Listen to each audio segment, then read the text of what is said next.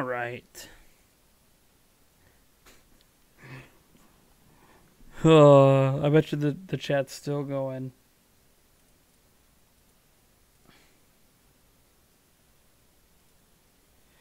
I'm sending this public.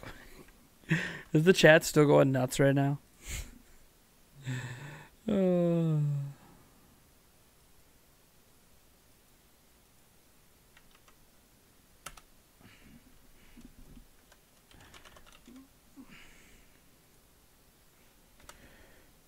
All right. Just getting a tweet out here.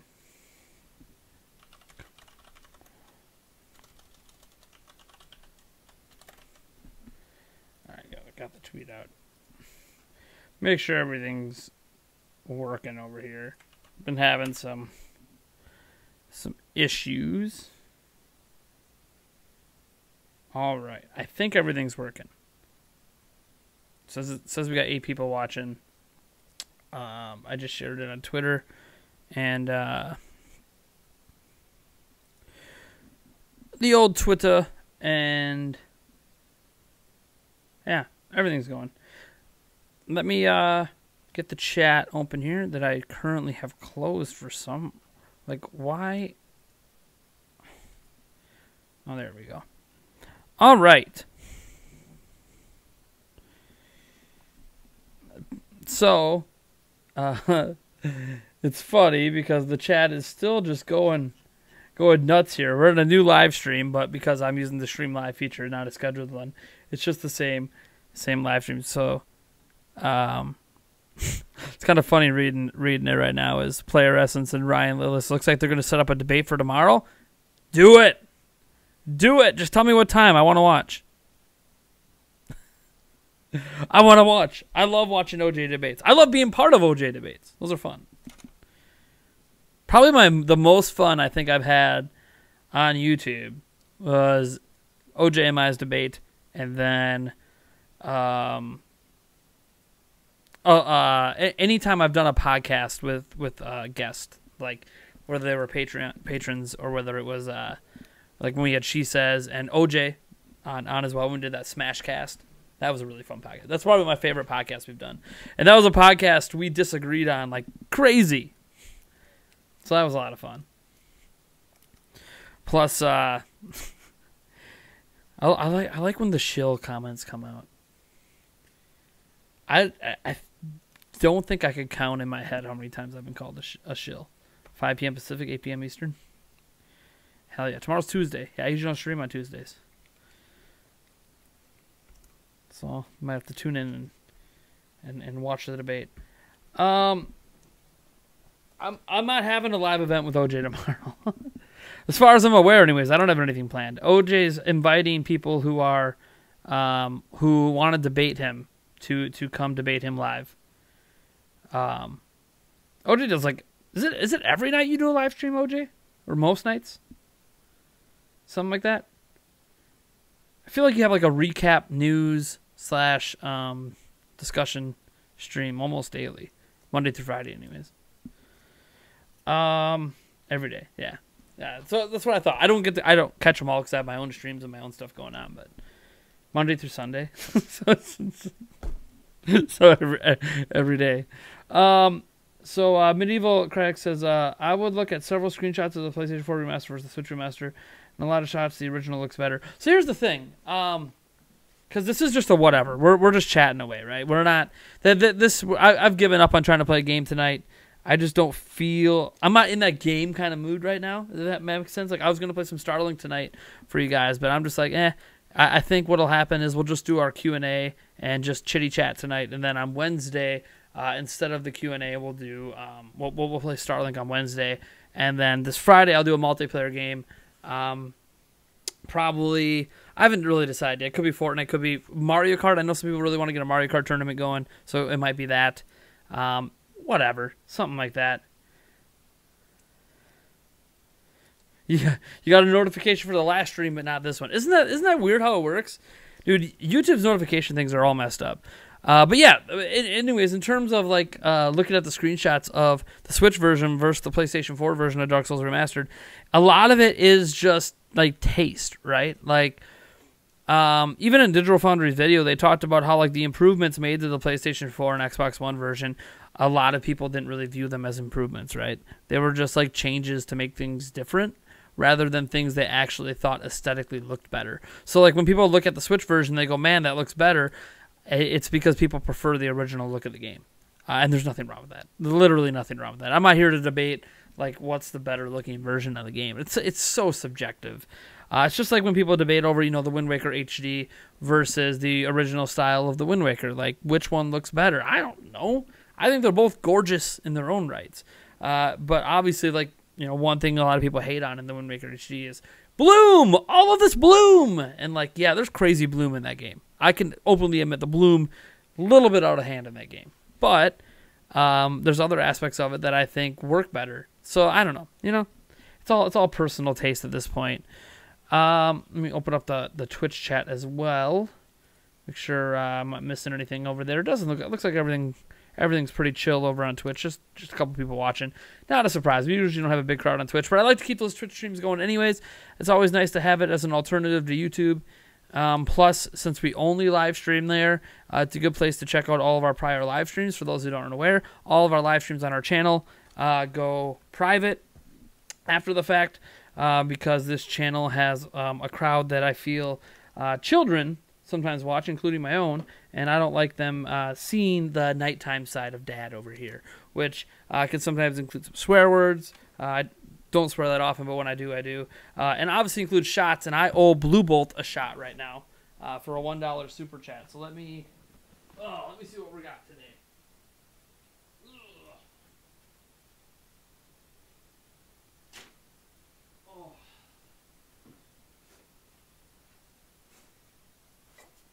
Alright, so for the dollar shotties, we'll just go with some Arbor Mist here. Then I also brought over the Kinky, and this. I've done one shot of this Apple Smash rum. Interesting stuff. Kind of a fruity, but like the rum kind of overtakes it. And I do want to remind everyone, of course, because I feel like I need to remind people after the last stream that I did earlier tonight with Super Metal Dave. We do not allow personal insults on our channel, either in the comment section or on videos or during live streams. I don't care if you don't like someone. Never make it personal. As an example, obviously right now I know all about all the people trying to trash talk OJ. Here's the thing. Be critical of his work. You can try to call him out on little things if you want, but don't insult him as a person, right? Never go after the person.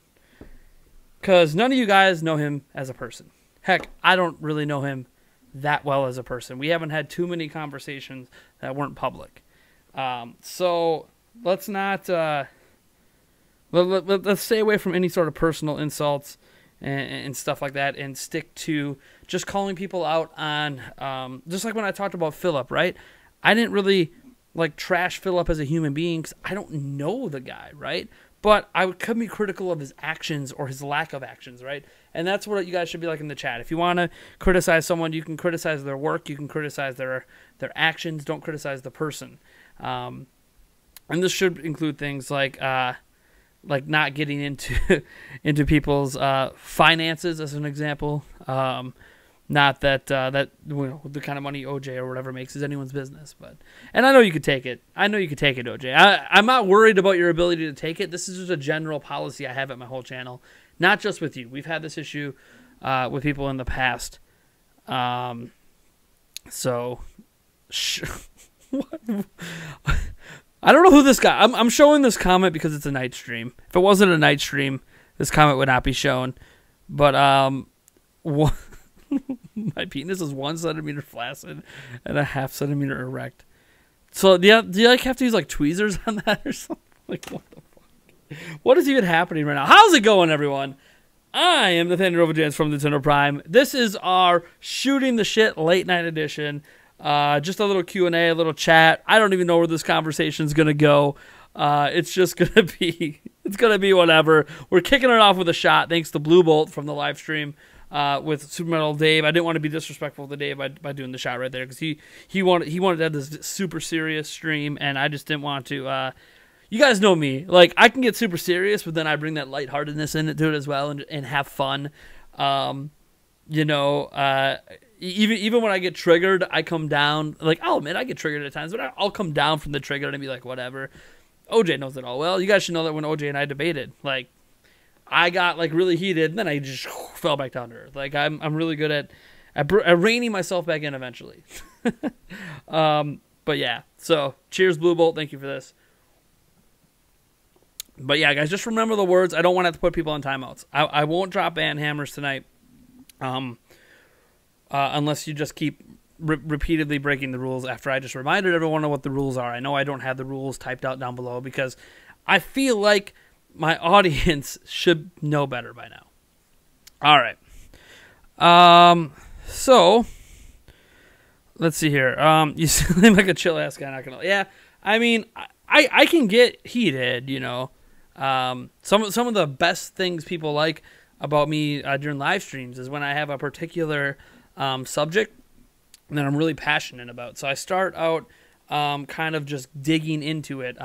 Yesterday, for a little bonus stream for about 40 minutes, I dug into people that were lobbying criticisms towards me, and some of the criticisms were not like your normal, you know, trying to make your channel be better kind of criticism. Like the constructive criticism, I'm cool with that. But like people calling me a shill, people, you know, reminding me that I'm fat. Like I need to be reminded that I'm fat for some reason, and not just saying that I'm fat like to be funny, but saying it like trying to insult me. Like who gives a crap about what a fat Wisconsin guy has to say? And it's just like, okay, don't give a crap then. Like I don't really, like no one has to give a crap what I say. Who am I? I'm here for your entertainment, right? I provide information that you can get elsewhere, but people like it being delivered by me for some reason, and I entertain. And I've been playing games for 30 years, almost 30 years, 28. I started playing when I was 4. So 28 years and almost 29. Holy crud, we're like a year and a half away from my 30th anniversary as a gamer. It's crazy. I you know what? I think I actually have a picture, like an actual printed out picture of the very first day I played a game my dad took. I should look at the date on that, because that might be fun to have a little anniversary party when I hit the 30-year mark as a gamer. I think that might be kind of cool. Obviously, you gotta have a 30-year anniversary mark as a gamer by playing games. All right, let's see what we got here. Dude, I really hope Ryan Lillis and OJ have that debate tomorrow. That will be sweet. I love the OJ debates on his channel. Toby time. Oh god, Toby Blaster's coming out. Anyways, yeah, OJ did do a recent video, by the way, where for those who don't know, he came out in like his character. It was pretty fun. It's a topic we covered earlier in the week, but I don't know if he was late to the party on the topic because I didn't see all his videos this week, or if he was just having fun. Probably just having fun. It's been a while since I've seen him play the old character. Are you not entertained? Let me see here. Hey, Super Saiyan Gamer, how's it going? Ryan Lillis, Bunk Bubble Essence, obviously Player Essence that was here earlier. Retro Rush, Ryan Lista. Let's see here. Joaquin Vasquez. Hello, you're new here. You're just browsing streams. Well, hey, welcome. If you've never been to a Nintendo Prime stream, we usually keep it super chill. Every now and then, you know, I get kind of into it, but I try to respect everyone's thoughts and everyone's opinions, regardless if they disagree with me. You know, I have my own opinions and my own stances. It's not that, like, I can't have my mind changed. Usually it takes a while to change my mind. As an example, with this, you know, stuff with Dark Souls Remastered, you know, the more I talk to people about it, the more and more I kind of understand more the other side of the fence. I still feel the way I feel, but things like, you know, saying, you know, false advertising might have been a little over the line. But, you know, I mean, that's the thing. Like, I'm willing to adjust my feelings, you know, as time goes on, as more information is brought to light, as I learn more things about the topics I'm talking about. Because I don't profess to be an expert in anything. If there's any game that I'm, you know, or franchise or IP or whatever, then I'm an expert in it, Zelda. Like, literally my actual job was covering Zelda for like a decade. So, And I've been doing it, as a freelancer and just as a fan for, 20 plus years. So, like, Zelda's the one thing that, I don't want to say I know necessarily every minute detail, but I know quite a bit. Just like I know OJ's really, really fresh on his RPGs and stuff like that, in comparison to me. So, let's see here.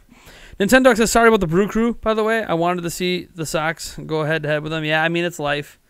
What are you going to do? I think the Red Sox are winning the World Series anyways, but it sucks that we lost Game 7, but it's life. We just weren't ready. Hopefully, David Stearns, our GM, makes some changes this offseason, and we come back ready to go next year, because I think the Brewers are just at the beginning of their run to try to win a World Series rather than at the end of their run like they were in 2011. Like, that was the last year of them being competitive. So until this year. Let's see here. Sam Leo, how's it going? I'm doing all right. Retro Rush, I just don't get how so much hate when we all just create because we share a love for a Nintendo game. I mean, the reality is that people have their opinions and their stances, and if I say something that people disagree with, it's not just enough for them to disagree with me or other people. It's not just me. Usually they have to take it to a level of that's almost anger, and it's weird. It's weird when you see it brought to the level of anger, when you see it brought to the level of, like, personal insults. Someone, like, the other day disagreed vehemently with one of my opinions. It might have been about game streaming, I think. How I think Nintendo should embrace game streaming. And it's fine if you don't think they should. It's not like it's not like I care if you think they should or not. That's just my opinion, my stance, and I gave my reasons, and that's that. Someone vehemently disagreed with it, and in disagreeing, they said, I only have the opinion to get views, which is really a strange thing to say. I'm not like a channel that gets tons of views anyways. I mean, a good video for me gets a couple thousand. I get my videos, my great videos that'll hit 10,000, 20, 88, 100,000. But, like, I don't know when those are coming. Those are just rare. Like, I don't know. I haven't figured out this whole YouTube formula. Like, I haven't figured out, I guess, the clickbait culture I need to be participating in to get my videos to consistently have that kind of stuff. Or maybe I just make crappy thumbnails. I don't know. But I don't really do anything just to get views. Like, yeah, views help pay the bills, but I don't really, like, think, man, I should get a video out about this topic because it's controversial and I want to say something controversial to get views. Like, it's never been me. They said that. They also called me a shill, and then because I've had my kids in a couple of videos in the past, when are you going to bring your kids back on to make money again? And it's like, why are you going to a place like that? Like, seriously. Why are you going to a place like that? And heck, fine, I'll bite for a moment. Fine. Oh, when are you going to have your kids on again so you can make money? Well, all the money made on this channel goes to support those kids. So, is that if I had my children on my videos on my channel a hell of a lot more often than I do right now, which is like once every 4 months. If I have my kids on here, whether it's a Prime Family episode or something else, a live stream or something, and I'm making a bunch of money off of it, all the money's going to support the damn kids anyways. So, does that make me a shill that my kids are, I guess, being cute and that helps support themselves or something? I mean, I don't know. I just think it's weird. I think it's weird. Outside of Prime Family, too, I usually haven't advertised any of my videos that have had my kids in it that my kids are even in the video. So people don't even know until after they click. So, like, I think I had a Prime News episode once that Ali was on. Or I've had live streams where my kids have just randomly decided to walk in. Stuff like that. Let's see here. What's up, Edward Norton? Welcome to the stream. Ricky West. Nintendo should have made the Switch their 3DS successor and came out with a dedicated home console too. The Switch is too expensive to be a secondary system. I don't think the Switch has to be a secondary system. I think it's perfectly conceivable that if you really like Nintendo games and you really, really love indie games, like it's the best indie game platform out there, that you could buy a Switch and it could be your main console. It could. Obviously, we're talking specific situations. Ideally, it would just be a system that has everything, right? Has the Nintendo exclusives, has all the AAA third parties, has all the B-tier games, doesn't get the late ports, has all the indie games. Like, ideally, it'd just be a system that did everything. Fortunately, that's just not the case, and it hasn't been the case with Nintendo probably since the Super Nintendo. If we're being honest with ourselves, the N64 and GameCube era weren't exactly the best era to get all that stuff either. It was just better than it is today. The Super Nintendo era was really the last time when a Nintendo system got everything. But, I mean, Nintendo hasn't really been good at making solid home consoles anyways for a long time. So I kind of feel like Switch is in their wheelhouse. Nintendo's best systems, the best-selling systems, their best-received systems have always been their handhelds. So while we have fond memories of the N64 and the Super Nintendo and GameCube and all, like, honestly, that wasn't Nintendo's bread and butter. It was their handhelds. It was the Game Boy. It was the Game Boy Advance. You know, it was the DS and the 3DS. And yeah, Switch. So they made it, they took their handheld console through together because that's what they're best at. Like, take what they're best at and put it all in one system. I think it's a brilliant move. We just haven't seen the fruits of the brilliance yet. I think the number of exclusive Nintendo games we're going to be getting over the next 2 to 3 years is where you're going to start seeing it bear out, you know, how awesome it is to have handheld and home console in one system. But it's hard to talk about that when we're in year 2 and we're kind of in a lull a little bit right now. But I feel like once we get past this holiday, things are going to be picking up rapid fire next year. So the bit block is up in here. How's it going? How's it going, Josh Thomas? He says main consoles, Wii U. Dude, Wii U had a lot of good games. Like, it's hard for me to go back to using the tablet on Wii U after Switch, but like Wii U has a lot of good games. No doubt. Wii U's legit, dude. Wii U, I think I owned every exclusive game on the platform at one point, even the really, really bad ones, like Devil's Third. I don't know why I bought that game. What was what was I thinking back then? Oh, this was a while back now, but all right. So let's see. Ultimate Keymaster's here. Let's see here. Luke, how's it going, Luke? With some, I'm assuming those are Japanese characters in front. Let's see here. BitBlock says, I feel like Switch and Nintendo will be in some big trouble once the Xbox and PlayStation release. Switch will seem super dated and a gimmick will fade. I mean, that's always possible. I think there's going to be a new like Switch Pro or a new version of Switch by like 2020 at the latest, and Switch 2 by 2022, 2023. I think the fact that the system itself already is not really reliant on a lot of those big AAA games, yet the Switch is still selling well, actually bodes good for the system's long-term prospects of being kind of viewed as a handheld that you can also play on your TV. And if Nintendo can double or triple their output of games compared to like the Wii U era, like imagine if the Wii U had like 2 to 3 times the output of exclusive content from Nintendo. Like, that platform might not have died off in 4 years. It still wouldn't have sold phenomenally well, but it would have sold slightly better and maybe had a little bit longer time on the shelf. And I think that's the way it's going to work with Switch is Nintendo's games are going to come out more frequently, more consistently, and that's what's going to carry the system. And it doesn't matter when PlayStation 5 and Xbox 2 come per se, because Nintendo's games aren't on those platforms. Does that make sense? Plus, if we ever get another Starlink, it's going to be Nintendo exclusive. Oh my gosh. I have a story coming up in a Prime News episode that I'm going to be working on tomorrow because I couldn't get it done today. So it's going to be a really packed Prime News tomorrow. There's going to be like so many stories. But one of them is about how like most of the people that are buying Starlink apparently are buying the Switch version. So it's clear to me that if that IP ever continues, it's going to be Nintendo exclusive because nobody cares outside of it, and they can keep the Star Fox cameo going, build on top of it. So, anyways. Dude, Red Steel 3. BitBlock, why are you bringing up good ideas? Dude, Red Steel 2 is great. The original Red Steel was just a rushed bad. Well, maybe I don't know. Maybe the technology, maybe they really needed Wii Motion Plus. They probably really needed Wii Motion Plus to make it work. And then when that came out, Red Steel 2 hit, and Red Steel 2 is great. God, so like Red Steel 2 is such an that needs to come in HD to Switch. Like Red Steel 2 is such an overlooked game.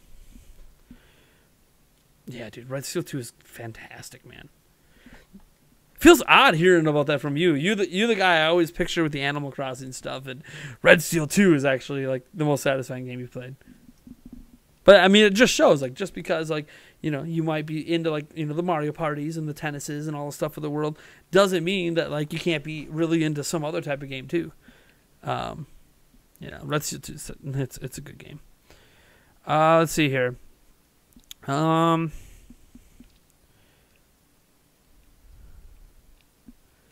The Switch isn't innovative at all. I plugged my GPA into my TV and played it like that years ago. You mean one of those little attachments that you attach to your home console system that you had to buy separately? So Switch that comes with everything in the box. By the way, Switch's concept of being a portable system that you can play on your TV isn't new. So, like, I know Nintendo acts like it's an innovation, but let's be honest. The concept is not innovative. The execution and the timing are what Nintendo got right with the Switch. Not so much the idea. This idea has existed and been done. Heck, your phones can connect to your TV. Like, this has been done. Just Nintendo's execution of it on a gaming level is better than what we've seen in the past. And that execution is exactly why people were accepting of it. That, and it helps when you have Breath of the Wild at launch, obviously. That gets people in the door.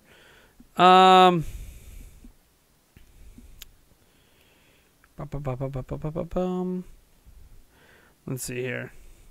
Oddly enough, Red Steel 2 is your first review copy, too. The team behind it was really friendly with me, and we exchanged a lot of emails back in the day. Same with Wii, really. Motion controls have been done in some ways for like 20 years. Yeah, dude.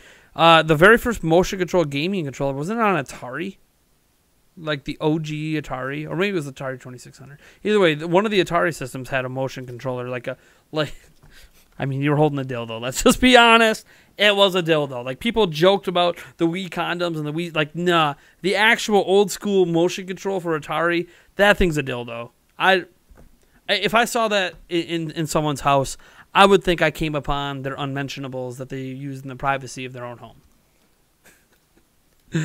Oh, man. Yeah, my first review. What was my first review copy? Back when I was working at a standard outlet, not a YouTuber.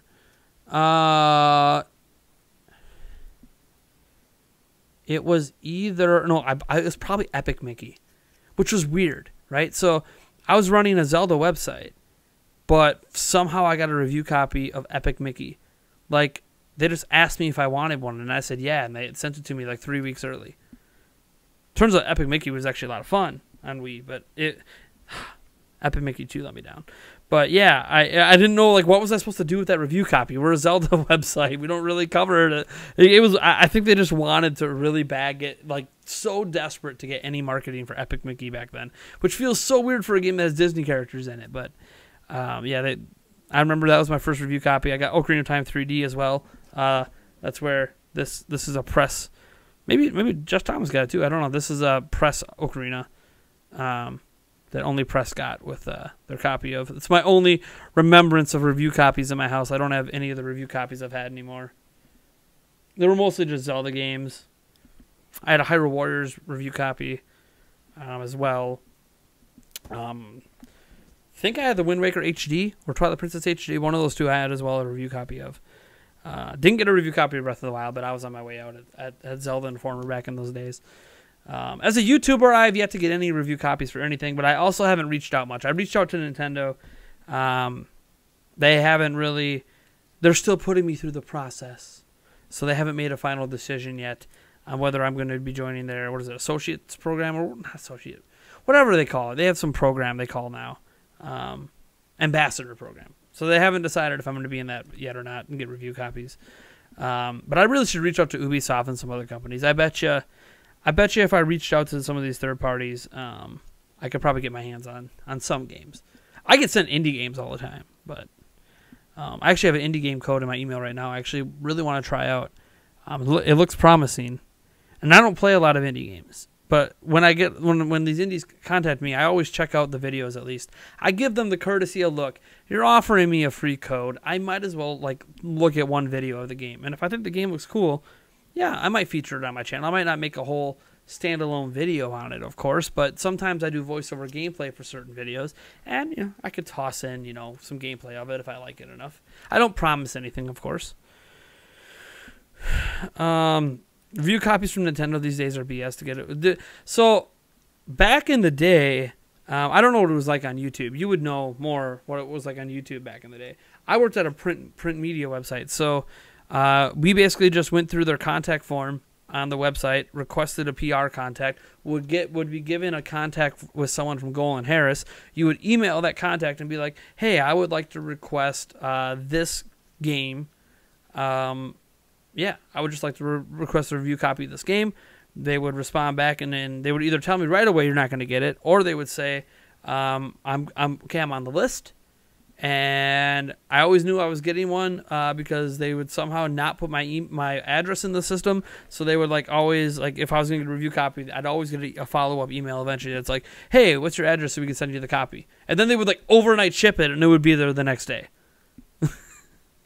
So it was awesome. But again, I was at a Zelda website, so like I was only getting Zelda games for the most part, which is great.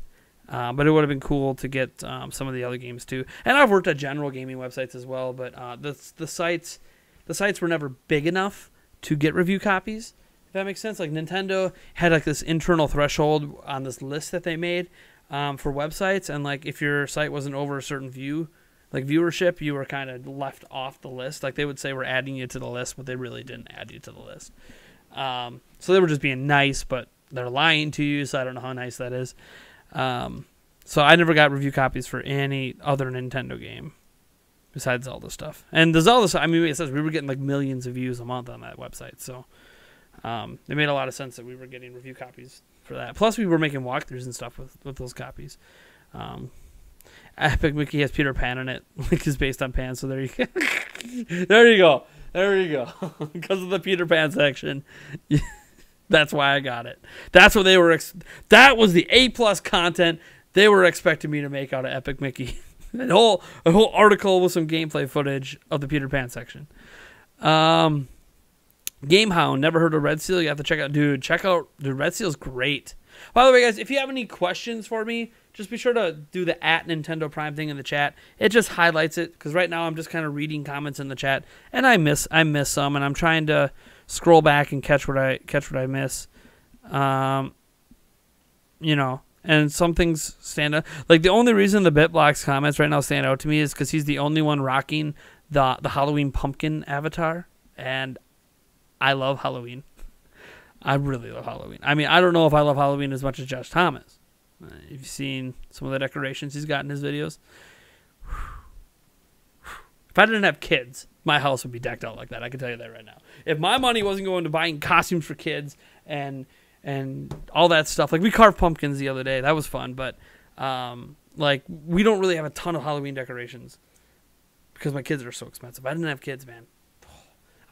When I was younger, I had like a whole Halloween village that would like take up the whole living room. Oh, it was sweet. But my parents, I gave all that stuff to my dad when I moved out a long time ago because my dad's really into Halloween, and I'm like, you know what? Why don't you just keep this stuff? You know, I'm young, I'm moving around, I'm drinking at bars all the time back then. Like, yeah, I'm not really like I'm into Halloween, but like I think this stuff will get more appreciated, you know, in a house where people are actually going to see it. Besides me, in a 1-bedroom studio apartment, where I'm really only there to sleep. Let's see here. Yeah, he still puts up that Halloween Village every year. God, I can't wait for him to put it up this year. One time I was on their list where they just sent me everything at the same time as big sites. Was mainly because my rep was crazy cool, but he eventually left. Yeah, I had a really good rep with Golan Harris that eventually left. I still have his business card somewhere. I met him at E3. The last rep I had was someone that was like one of their senior Golan Harris reps, and he was hooking me up with some stuff that I was going to be using for Nintendo Prime to launch my new stuff, and then he left for Square Enix or something like that, and I tried to get him to hook me up with some stuff from Square Enix, but I guess things are a lot tighter over there, I was told by him, so like he can't just shoehorn this really dinky no-name YouTuber in, but it's all cool. I have to go through the regular process and pray. He says if he sees me, though, he might put my name at the top of the pile so Square Enix evaluates me sooner. But Josh, he's a Halloween senpai. Dude, his Halloween decorations and his Christmas decorations are usually on point. I gotta say, if I was going to hire somebody to decorate my house for the holidays, Old Joshy over there is probably the one I would turn to. I gotta say, for all of the good and the bad that you guys might think of the Bit Block and Josh Thomas over the years, man, his decoration skills are on point. Plus his shoe collection. I used to be a shoe guy. Can't afford to be a shoe guy as much as I want anymore, but I used to be really into shoes. God, it used to make me so mad whenever you would get any speck of dirt on my white. Oh. I miss some of those are some of the things I miss from my single days. When I used to be able to care about stuff like that. Now I'm just glad that I have a pair of shoes to put on my feet. Let me see here. I wish Starlink had a demo so you could try it. It looks cool, but I've never been big on space games, so I'm afraid to risk my... Yeah, I think all games should have game demos. It kind of sucks that there isn't. I mean, sometimes they do like those... like Dark Souls, they had like their little test thing. But like if you're not available during the times the test is going on, you didn't get to try the game. So like why there can't be standalone demos. Every now and then you'll go to like a Best Buy or a GameStop and they'll have a demo kiosk that will have a demo. And it just makes me mad because it's like, oh, so game demos do exist for this game. Why isn't it on the eShop? You clearly have a working demo. Why isn't it on the eShop? I just don't feel like it. Oh, True Dog App hits us up. We're going to go straight to the kinky for the $5. Says, do you believe PlayStation and Xbox will eventually have to create a hybrid console to compete? Or do you think Nintendo will keep the hybrid console to itself? I don't think PlayStation and Xbox are going to do a damn thing about portables.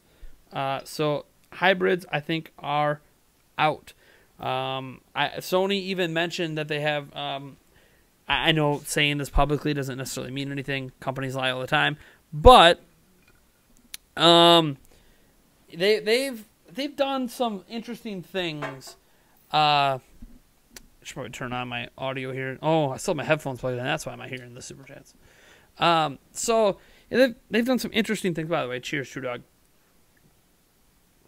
Oops. Where Sony said that they're not interested in making another handheld to compete with Nintendo. They said that publicly. So I think the better answer is that PlayStation's got no reason to deviate from the plan they're on, which is they are the kings of the underbox TV, or the under TV box. I always say it backwards for some reason. Bad habit, Nate. Get out of that habit. So when you're the kings of that particular market, you should just keep feeding that market as best as you can and maintain that we're at the top of the mountain roll. Xbox is the one that I think is going to be doing things a little differently. And I can say this for sure now because before, like Xbox Scarlet or whatever used to be like a rumor. Well, now we know they're launching Project X Stream or whatever next year, which is a streaming service. And we know about their Game Pass thing. I think Xbox is the one where they're not going to make like a dedicated handheld, or they're not going to make a hybrid. Instead, they're going to be like, look, we're going to have standalone hardware that goes underneath your box, and then we're also going to have a streaming service that you can just use on any of the devices you already own. And I think that's just the way Microsoft's going to go about it. So I don't think either one of them are going to bother to make a hybrid. I don't think a hybrid makes sense for either one of them. It really only makes sense for Nintendo because of how great they are with their handhelds, and the fact that and not just how great they are with their handhelds, but how inconsistent they are with their home consoles. So you know what? Just make a handheld that can be docked, and I think that actually makes a lot of sense for them. And I think Nintendo's going to be alone in that hybrid market for a while, at least when it comes to Microsoft and Sony. The GDP Win 2 already competes with Switch. Huawei, we know, is releasing that $900 ridiculous tablet to try to compete with Switch. So like, there's going to be competitors that pop up, but they're going to be from like the phone space. They're not really going to be any gaming dedicated only machine space. So, Edward Norton says, "Oh, you got new white shoes?" Steps on them. I don't have any new white shoes. I still have. Oh man, what are they called? They're high top Nike. Oh, I'm really mad. I don't remember the name. I was so proud when I bought them.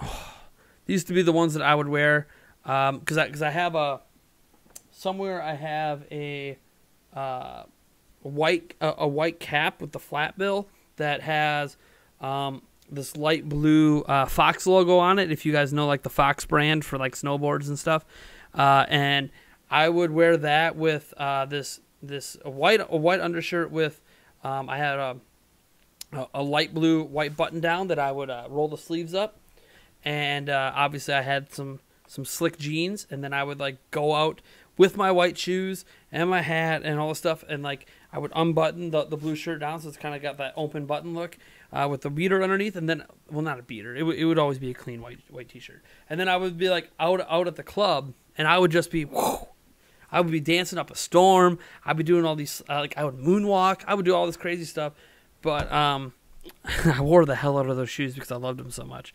And that was like the last time before I had kids. Like the last pair of shoes I bought before I had kids.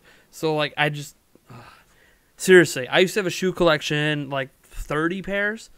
I used to be big in the Jordans because I really like basketball, so I had a bunch of different Jordans, and then some Adidas. I used to be really into like the low top Adidas, all the different colors and different styles.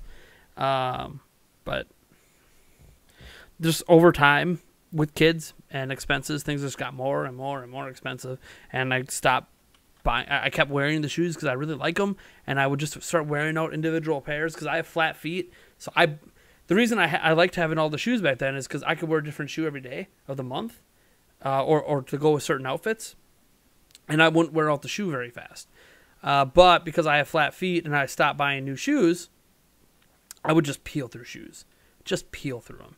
And I have inserts that help with it, but I need new ones, and my insurance won't cover it, and it's like $2,000 to get a good mold, and it's not going to happen. I'm going to get Anvil by Lauren playing here. This is a request by Edward Norton for his $5. Let me turn down my desktop over here. Got a ad, 8 seconds of an ad here, and then the song will play. I'll just give you a little wine shot since I'm playing music for you, Edward. Might take off the sweatshirt soon, too. I don't even know, what am I wearing underneath the sweatshirt? Am I all naked? No, I'm not naked. I just don't remember what shirt I have underneath. Doesn't matter. It really doesn't matter. I'm just checking my phone here. Yulia's not home yet, so I'm just curious when she's going to walk through there. Cheers.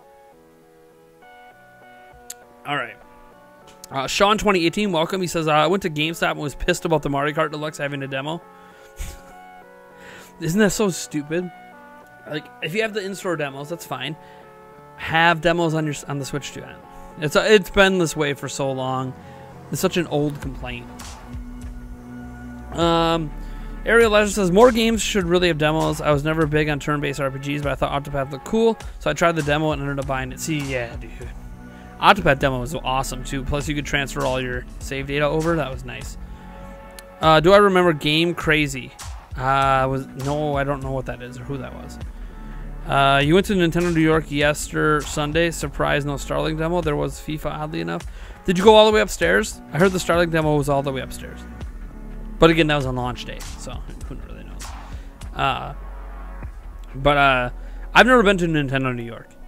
I've been to New York City one time, and it was back when I was in high school, and Nintendo New York didn't exist back then. The coolest store I went to for gaming purposes was like a 3-story Toys R Us, and they had like one of the floors was entirely video games, and it was pretty cool.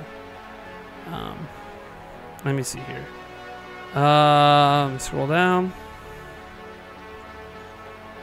God, why don't I remember the name of those Nike shoes? I literally still have them upstairs. They're just beat up now. I won't get rid of them because it's like a reminder of a time when I was fly. This I felt fly. I miss those dancing days. You wear Nike SBs, the maroon colored. Oh, those are some nice shoes. Those really are some nice shoes. Well, I'm not into the maroon color, but it does work for some people. I just don't have the attire to match a maroon color. If you can't tell, a lot of my attire is either sport colored, you know, whatever color of the sports teams, or, you know, based around my Nintendo Prime colors, because those happen to be my favorite color, blues and stuff like that. I'm getting toasty. Oh, getting toasty. Yeah. Ah, Ninjala. Or gamer shirts that I got from events and stuff like that. This is probably the only purple shirt I own. This was an E3 shirt. E3 swag for winning a match of Ninjala on Switch. I'm excited for Ninjala. Overrated Mega Man games? Honestly, just Mega Man 2. I like it. If it doesn't like, no. I like Mega Man 2. Maybe it's because of the music. I think Mega Man 2 is some of the best music in Mega Man. Do I think Nintendo will ever release another home console? A traditional one? No. I think Nintendo's done with traditional home consoles. I think it's more likely they just make handhelds and not a hybrid at all than it is that they go back to traditional home consoles. Could be wrong, of course. Things change. Times change. Awesome. I got that song done for you, Edward. Don't take off sweatshirt. Dude, I was getting hot. I don't know if you could see the beads of sweat on me because I'm not as close to the camera, but man, like I've thought about turning the fan on for a while, but sometimes it doesn't work. The best time to, dude, I do like sweatshirts. I used to actually wear a lot of, back in the days when I was a little thinner, I used to wear a lot of zip up jackets, and I would either zip it up when I'm cold or unzip it when I'm not, but I would wear them all the time. You can't tell, I kind of like that button down look. But I don't really have many that fit me right now that look good. I got my Nintendo Prime ones, but like I like these. I like these. They're nice, but they're not really like the colors I would wear fashion wise. So, and now I just wear them to either advertise what my work or because they fit me. So, and I'll wear them when I'm like today. I was outside raking leaves and stuff, and I wore one of them because it fall weather, just a little chilly, so I needed a little tinge. So let's see here. Super Mario Party also had a Best Buy demo. Jeez. If you could give next Zelda game to any company, would you give it because you'd like to give it the CD Projekt Red? I wouldn't give it the CD Projekt Red because then that means they're not going to be making any of their own games because they seem to only work on one game at a time.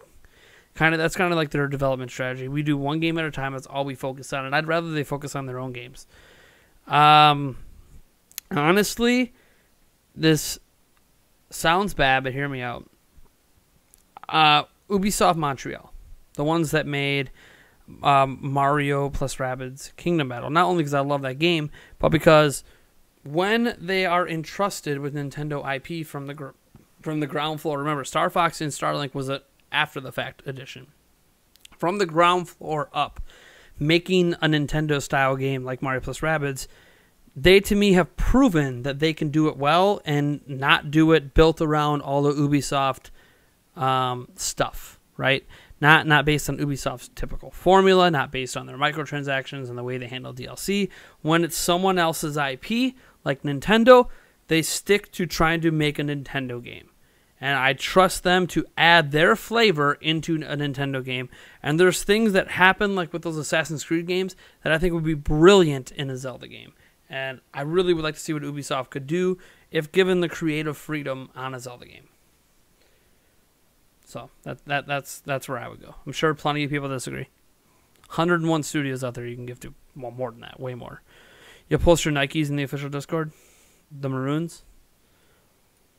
Maybe someday I'll take a picture of mine too. God, I can't believe I don't remember what they're called because it's just been that long since I used to be so proud of them.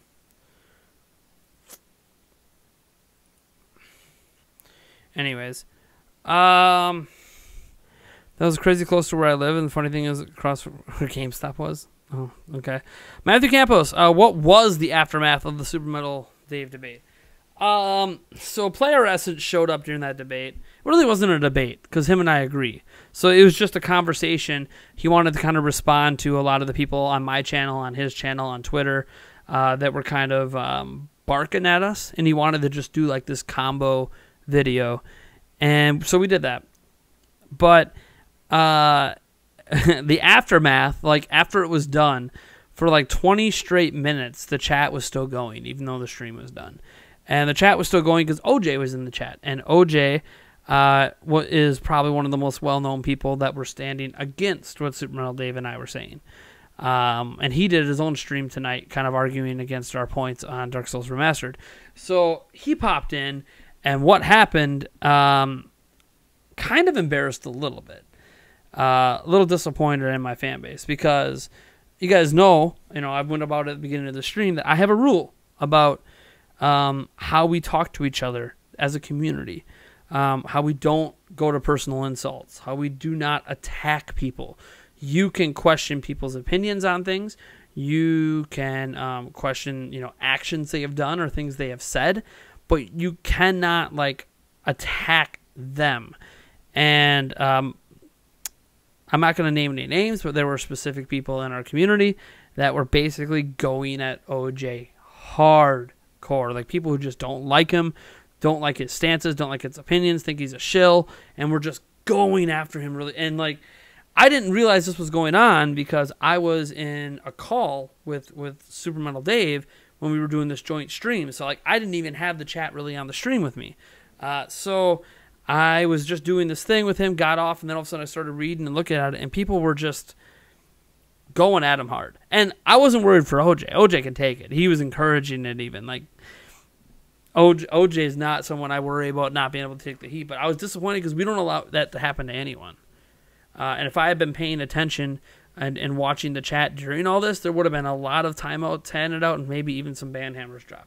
So the aftermath was kind of, in my opinion, an embarrassment for my community, because we could not, because they don't like a particular YouTuber, they could not act respectfully in my chat on my channel when that YouTuber was present. That bothered the hell out of me. Love you guys. Love this community. Gotta be respectful. I'm not going to put up with this crap, and next time I'll make sure that there are mods around when a stream like that's going to happen that are going to be handing out ban hammers and timeouts. I do not like the idea of knowing that if I step away from the chat, I have to worry about you guys attacking someone.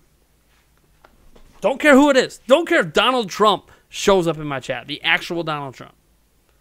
Still won't even take you guys attacking him. Just, the most simple, most basic rule it's like the only rule I really have it, right? I allow the swearing. We allow the talk about drinks. We allow the sex talk. No insulting people. No attacking people. It's pretty basic. Anyways. OJ left a long time ago. It's late. He's got stuff going on. He's trying to get his a video ready for tomorrow. So I was going to get a Prime News out today, but it's actually going to go out tomorrow morning now. I have to re-record it. I didn't like how the recording turned out, and then Super Metal Dave contacted me about that stream, so I just decided I'm gonna delay Prime News till tomorrow morning. So yeah, it might have some crossover with some other shows, but I'm gonna be throwing as much news in as I can. Hopefully by the time I re-record tomorrow, there'll even be 4 more stories I can add to it, and I'm gonna try to compact it all still within 12 minutes, but we'll see what happens. I already have some pretty neat stories. I literally have my document up for it right here. I got three really, really cool stories, and hopefully we'll be adding more to that tomorrow.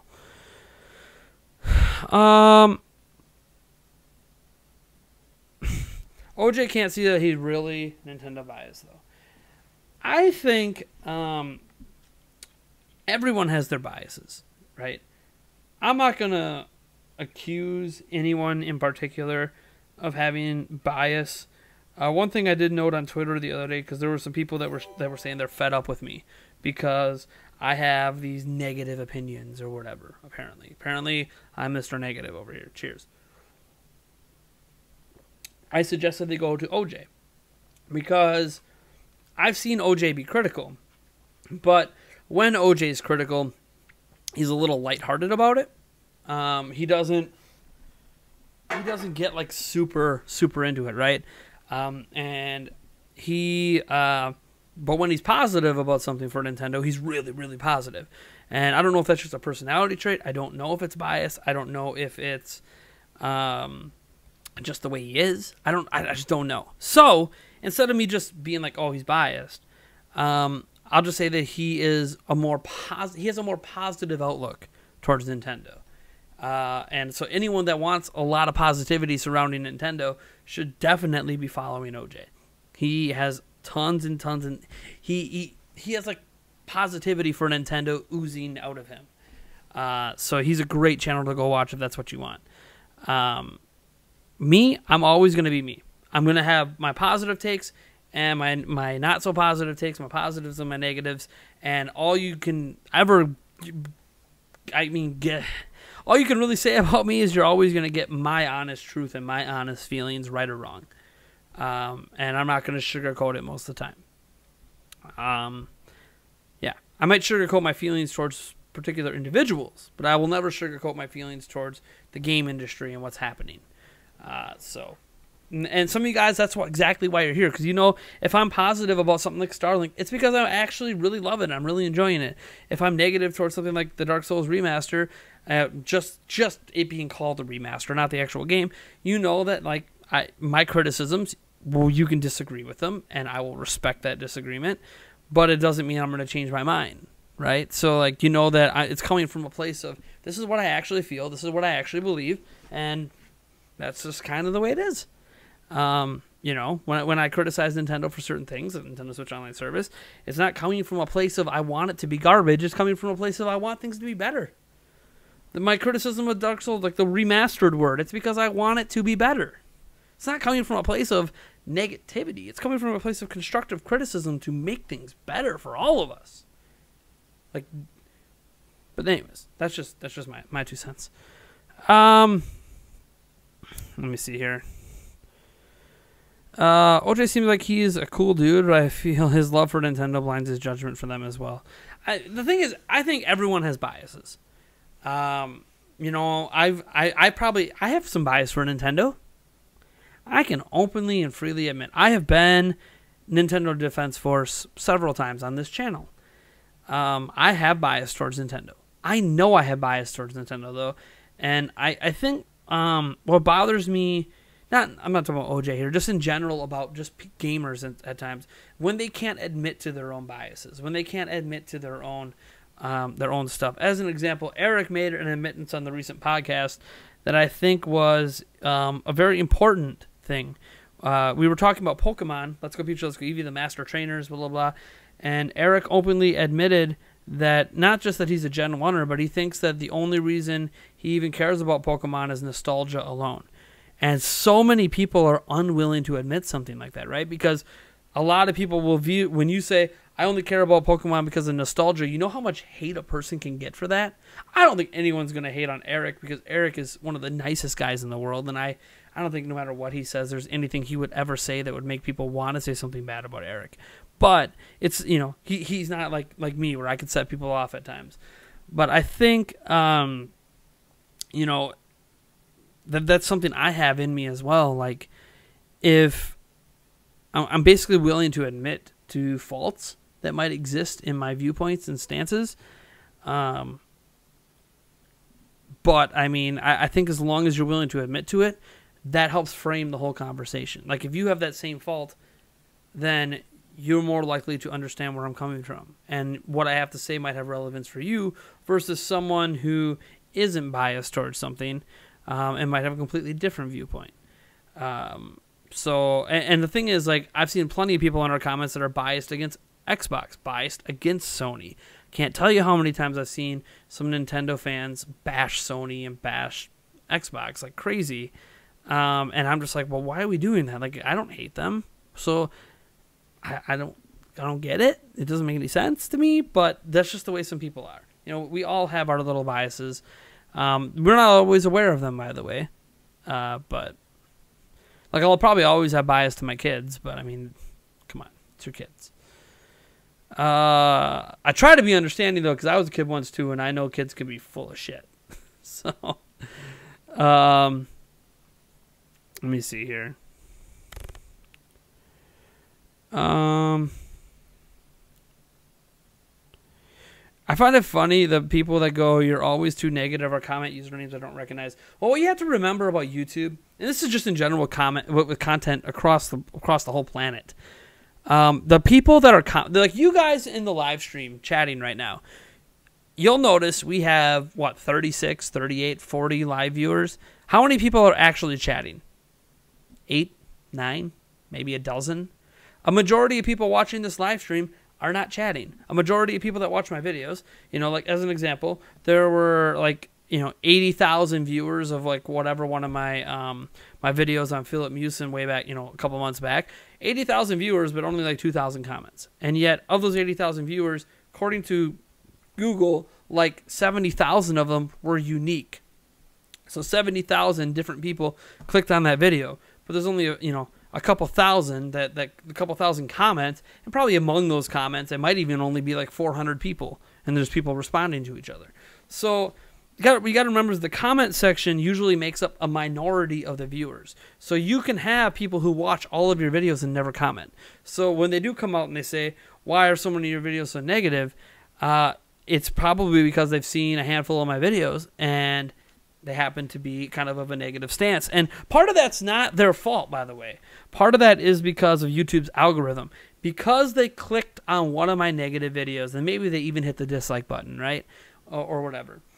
Because they clicked on it, YouTube says, hey, that person interacted with that type of title, that type of content from that YouTuber. So next time that user outputs another similar type of content that has that sort of title, that they think matches up similarly with a piece of content they watched before, that user on their homepage will have that piece of content, even if they're not subscribed to me, suggested to them. So now they are just starting to see a pileup of negative video after negative video after negative video after negative video, and they're not actually getting the positive videos. This actually happens when you're subscribed to a channel as well. If you guys are wondering, like, you could do all of the above. You could like videos, you can comment on videos, you can subscribe, you can hit the bell icon, and you're still not going to get notifications. But some people will see my content even when they're subscribed based on the type of my videos they have clicked on. So if people click on Prime News every time, any video I release that has Prime News in the title is likely to show up in your feed. Versus if you're just someone who always clicks on any of my videos that have a question mark on it, right? Like they end in a question. They're kind of a debate, kind of a discussion video. Those are the videos that are going to show up in your feed. So if all you see and all you're being suggested to are my negative videos, your viewpoint of me as a YouTuber is that I am negative. Whereas it's true the other way. If all you see are my positive videos, your opinion is probably going to be I'm positive and biased towards Nintendo.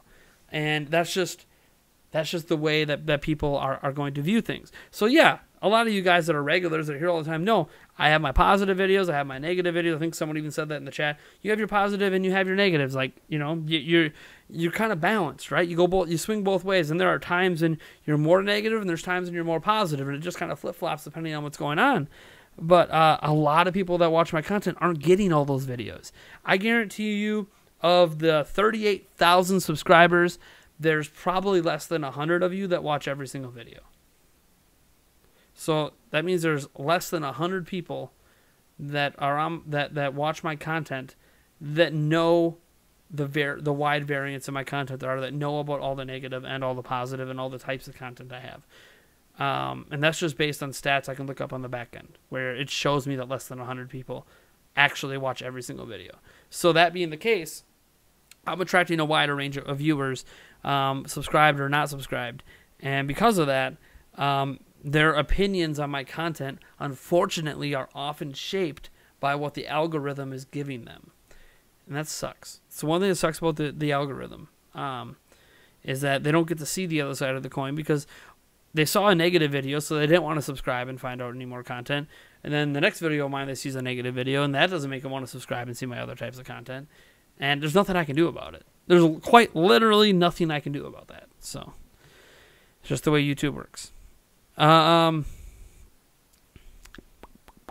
You like Nintendo? You are biased. All Nintendo games should be 4K, 60 FPS, and 80 hours of gameplay. Anything less means the game sucks. Disagree, then you are biased towards Nintendo.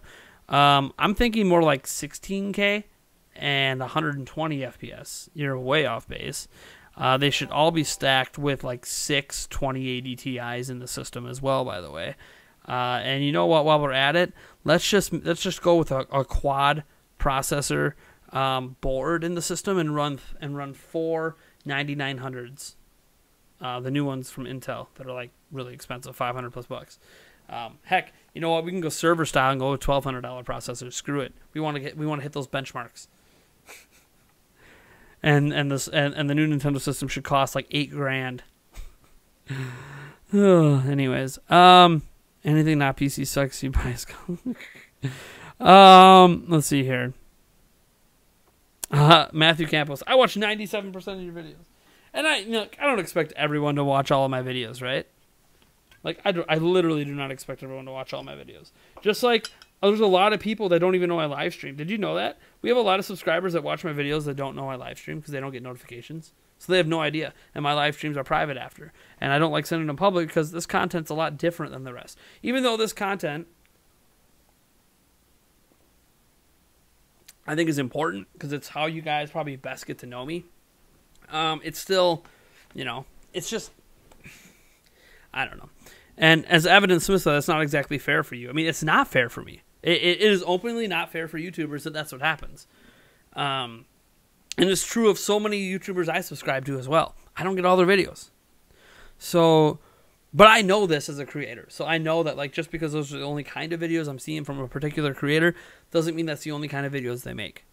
So I'll go to their channel and I'll purposely look for other videos. But it's, a lot of people aren't like that, They're just like, what's in my recommended feed? Boom, hit it, let's go. And because usually the recommended feed gives them the videos they want to watch. So it's just, yeah, it sucks. It sucks for me. It sucks for everything. It sucks that, like, controversy or negative videos tend to get more views than, like, super positive ones as well.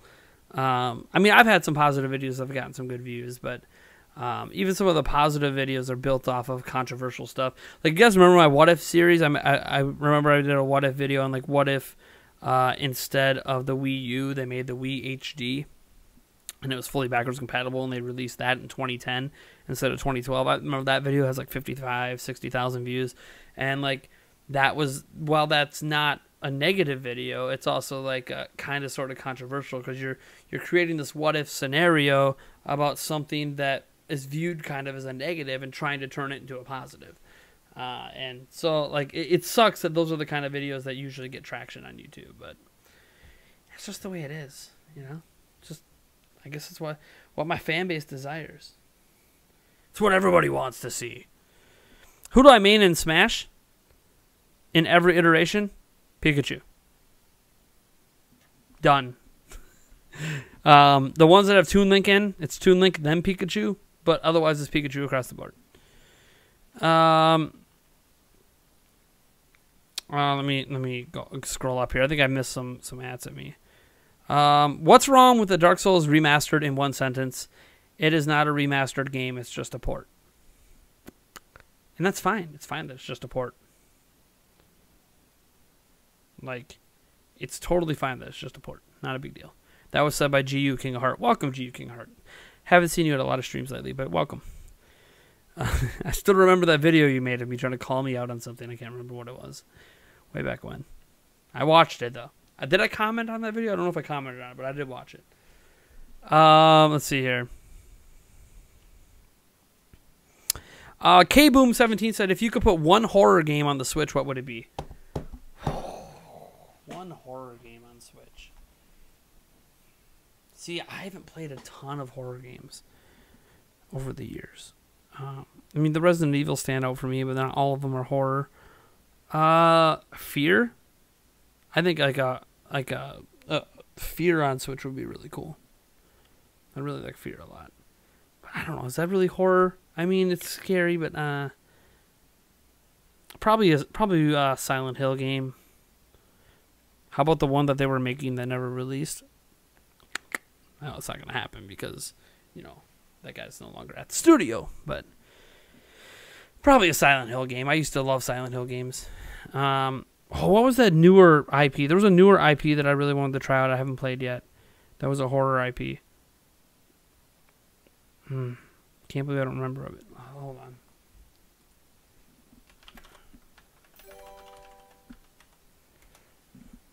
What was it called?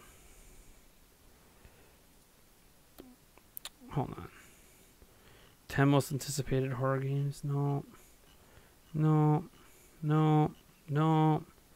Some of these I don't even consider to be horror games. Like, none of those are really horror games. Let's see here. Seeing if I can find it. God, it's a newer IP. I'm sure someone's probably said it by now in the chat. We had a $5 super chat that I missed. Rigo Romero says, how much influence do you think YouTubers like you and others have if a majority of gamers don't really mind microtransactions and other stuff like that? All right, let me. We'll give you a kinky shot for that one. And you said, how much influence do I think YouTubers like me and others have if a majority of gamers don't really mind microtransactions and other stuff like that? I think on the whole, YouTubers like me only have a ton of influence if we are banded together. So, as an example, when and this doesn't pertain to me in particular, this pertains to a lot of other YouTubers. So when the Battlefront 2 stuff was going on, right, and with the loot boxes and the pay to win, people were really upset about it. So this was happening all over the internet, happening on Reddit, happening on Reset Era, happening on 4chan, etc. Everyone was upset. YouTubers that covered it universally agreed that it was a really, really crappy practice. And when they all universally agree on something, that has a large sway on a massive percentage of gamers. That's when we really have an influence. When it comes to overall industry influence on an individual YouTuber level, it's usually really small. Even PewDiePie's influence is minuscule compared to the grander scale of the video game industry. So I don't think we have a massive influence on the direction of the industry. However, I do think we have a massive influence on our individual followings. As an example, my thoughts on Starlink could have sold an extra 25 to 50 copies of Starlink Battle for Atlas. Or it might have made an extra 25 to 50 people not buy Starlink Battle for Atlas. So we have an influence on the individual level. But on the entire gaming industry, only when we band together and we all agree. Everyone agreed what Philip Mewson did is one of the shittiest things you can do when it comes to being in this industry. Everyone agreed. And because everyone agreed, the whole of the internet kind of came down on him very, very hard, as he probably deserved. So when we're in alignment, which is so rare, it's very rare we are in alignment, we can make a difference. Unfortunately, we're not usually in alignment. And that just happens. Individual taste, different opinions, all that stuff. There's a reason that we're all not just one big YouTuber, right? Like, there's a reason we all have our individual followings. Like, there's a reason OJ has his fans and I have my fans, right? Like, we're different creators. We have different stances, different opinions, different outlooks. So, yeah. So we have some influence, but not on the whole. I think we can influence indie games a lot. I think that, like PewDiePie alone, his fan base could make an indie studio successful or not.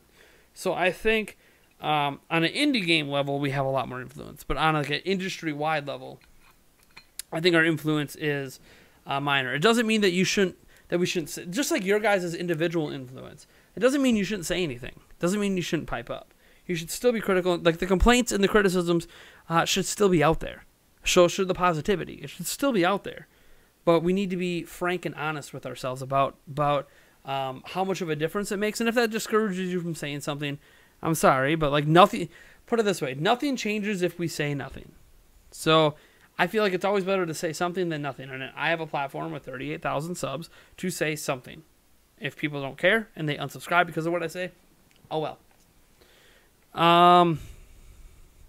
Let's see here.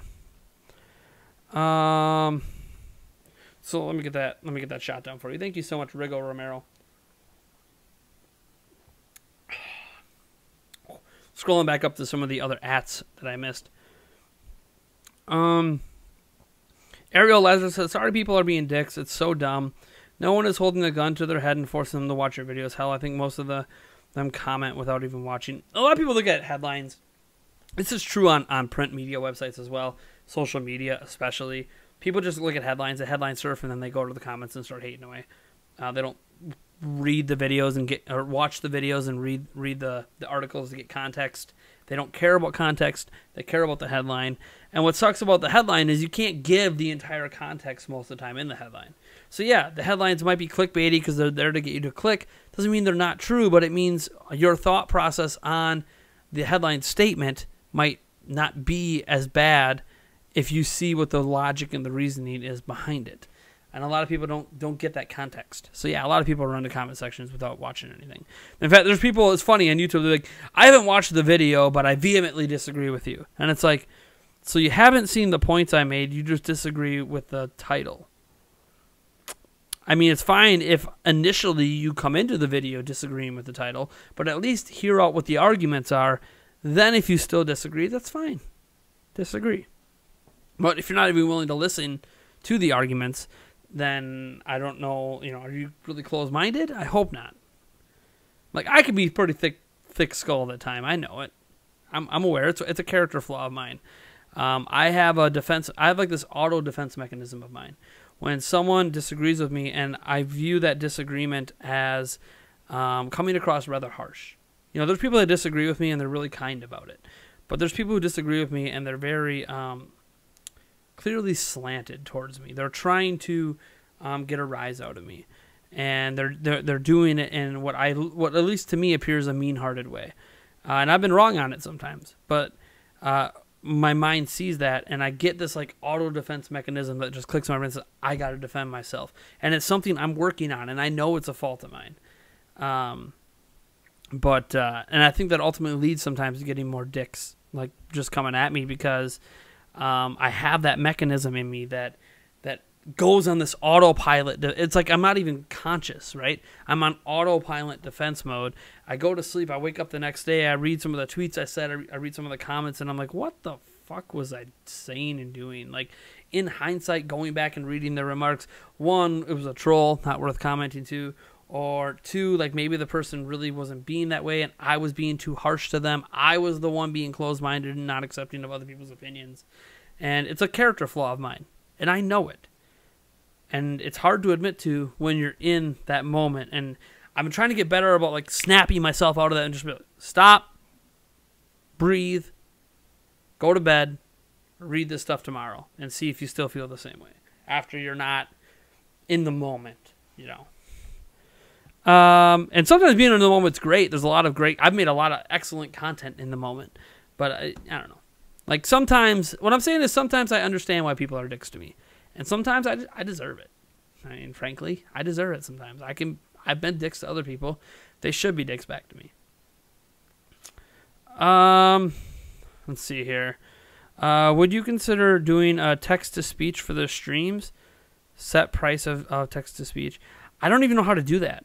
I would consider it if it was something I could approve before it's said. Like, people super chat or they donate in, and it's going to go to text-to-speech, but before it actually says it, I have to click OK. Because I do worry about some inappropriate stuff coming through. Even if it's paid for, right? Like, people pay, for it. Like, it would still be like, I really got it. I'm worried about abuse. I've seen it get abused on other streamers before, so it's something I would consider if I could ever figure out how to set it up. I can at least test it for one stream and see what happens. Maybe it won't be that bad. I've also seen some people use some pretty funny voices with that text-to-speech. Not just the classic male-female. Like, I've seen some pretty hilarious voices. I own all three and swap regularly, but ultimately Nintendo's your favorite. Really liking the X right now, though. Dude, Xbox One X is great. I want one. I got this 4K TV right here that I would love to take advantage with an X. But I don't know why OJ wants to debate so bad about small stuff. So I can't speak on behalf of OJ and why he wants to debate so much. I think part of it is that he just enjoys it. It's fun to him. I get it. Like, I don't usually take it to the level where, hey, come to my live stream, let's debate it. But I do get to the level where I'll just do the debates in the comments or right there on Twitter. Sometimes I'll do a live stream about it as well because it's fun. For him, it's fun. He enjoys it. It's something he looks forward to. The aspect of doing debates over small stuff comes down to he's just really passionate as a creator and as a gamer, and he has a lot of fun debating things. And I used to be that way. I used to love debating things all the time. I used to waste days, hours, if not years of my life on internet forums and everywhere just debating people over the smallest, stupidest gaming stuff. But it mattered to me because I was passionate about it and I cared about it at the time. So I don't regret it. But it, you know, and OJ's kind of in that mode now with social media and YouTube, where it's not that the stuff ultimately matters a whole lot what you're talking about, but it matters enough that he has a lot of fun debating about it. I mean, he's probably even less inclined to debate with me now about Dark Souls Remastered, because I already started having my mind swayed a little bit on maybe calling it false advertising is a little too far, right? My mind's already swaying in that direction. So because of that, it kind of makes him not want to debate as much, because he knows now I'm not going to be sitting there vehemently opposing him and both of us getting riled up. Because he agrees with a lot of my criticisms of Dark Souls Remastered. He actually agrees with. He just doesn't agree with the idea that it's false advertising. So since my mind's already being swayed, it's not as fun to debate it anymore. Like, if he could have been on that little shindig with me and Super Metal Dave, he would have had a lot of fun. But, like, he wasn't. And Super Metal Dave didn't want him on it. So, because I don't think SMD has any interest talking to OJ. I don't think Super Metal Dave and OJ could be in the same room together, if I'm being completely honest. I think it would be like WWE style. And OJ's a pretty built guy, so he'd probably, I don't know, I mean, Super Metal Dave is huge. I met Super Metal Dave in person at E3 this year. He's a big guy too. But I don't know. OJ looks ripped. So, I don't know. Something tells me there'll be a throwdown though. Let's see here. All opinions of a game is biased, even if you're not into a characterless console. You judge the game based on the type of game it is and based off of similar games. I think all game reviews are biased. And that's because all game reviews, unless it's the very first game review you've ever done, very first game you've ever played, I should say. So you never played a game before, then you played a game and you reviewed it. That review might be pretty unbiased. But everyone else bases their reviews and how they score things based on their own experiences with gaming. So the things they like, the things they dislike, right? Sure, there's some factual things everyone can agree on. Game crashes, not good. FPS drops below, 20, not good. Like, there's the universal things, everyone can agree on. That's not a bias. It's just a literal fact that we agree is bad. But on the whole, in general, we look at these things like it's like I love when there's reviewers out there that tout, I'm giving the most unbiased review you can of something. I actually, every time someone says that, I prefer them. There's this Jim Sterling video. Love Jim Sterling. Don't always agree with him, but in general, I like his general attitude for the gaming industry. He put out a video at one point that was a mockery of what an unbiased review would look like. And here we go. You want an unbiased review? I don't even need to reference that Jim Sterling video. Go watch the latest video by Philip Mewson. That's just a listing of facts. No actual testing. No actual comparisons. Because why would you do that? Comparing it creates bias. Comparing it creates, you're comparing that product to another product. That's not unbiased. Because now you're taking other factors into play that have nothing to do with the product itself. So, like, what Philip Mewson did, I guess, would be an unbiased review, which is basically not a review. It's just a statement of facts. Nobody wants a statement of facts when it comes to review. If you just want a statement of facts, you can just go to Wikipedia and look up fact sheets for games. Like, that's not going to tell you if the game's good or not. What it's going to tell you is what's in the game. Or it might give you some factual things like average FPS is this, average resolution is that. And if that's what matters to you, fine. But what if the game's fantastic even when the, like, Dark Souls, even with the resolution in Blightdown dropping down to like 10 FPS, was still a really, really good game. And you wouldn't know that if you just paid attention to just the facts. So, yeah. I wish more reviewers could just be like, stop trying to pretend they're unbiased. None of us are unbiased. We all have biases. We might not know what those biases are, by the way. I think that's why people talk about being unbiased in game reviews, because they don't know what their biases are. And it's okay if you can't recognize what your biases are, as long as you can recognize that, yeah, my biases are going to be based on my experiences in gaming. As long as you know that, and you can admit that to yourself, I think you can make a really high-quality review. When you can't admit that to yourself is when you end up with garbage. Or when you end up arguing with people who say you're biased, and you're like, no, I'm not. I'm like, yes, you are. You might not be biased in the way they're claiming you're biased, of course, but that happens too. You get accused of false bias. That's a tough pill to swallow when someone accuses you of being biased in a certain way. You know, for a matter of fact, you're not biased in. Like if someone tells me that I'm a super biased Nintendo fan that views everything they do that Nintendo can do no wrong, right? Like if someone tells me I'm so biased for Nintendo that I view it as Nintendo can do no wrong, I know that's factually untrue. That's an utter load of horse shit. But, should I care that they think that? Probably not, because it just means they don't watch all my content, so they don't know, and it might not be their fault. Again, YouTube, Let me see here. $8,000 should be free. You watch 3% of my videos. Probably less than 3%, you King Heart.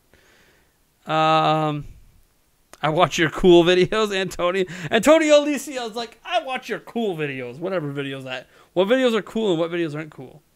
I got a $2 super chat. I missed it a couple minutes ago. It says, I appreciate your channel. This is from Ace and Sunny Tech and Gaming. This is, I think this is a first-time super chatter. Thank you so much, Ace and Sunny Tech and Gaming. At least I don't remember you ever super chatting before. Said I appreciate your channel. Kiro Grinding. Should I do that? I don't know. I don't know if I should do the voices. That might sound a little racist. The stereotypical voices. But I get you. Thank you so much for your support. But yeah, that shot was for you, for the $2 super chat. As it says, all super chats / tips or donations, if you want to call it that, are leading me doing random shots of stuff.